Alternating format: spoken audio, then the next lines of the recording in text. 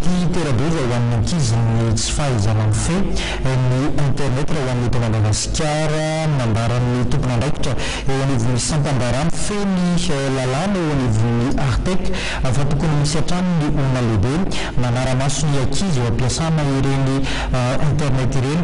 mba tsy hahafahana izy ireo mirona makano ny zavatra tsy tokony misy toy izany fanazavana. Zany hoe tsara marina zany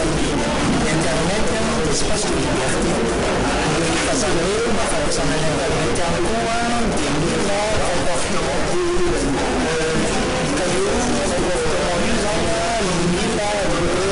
ampianarana ny ankizy eo ny vohatra izy efa ohatran'inona tokony atao rehefa mijery internet ianao fa izany zavatra atao hoe farao zany any amin'ny firenena hafa dia tsy avela mihitsy ny ankizy manao internet seul zany tsisy mpanara-maso manodidina anazy ao ao zany raha ohatra fa misy artafel ankizy manao internet tsaratsara hoe misy lehibe miaraka aminy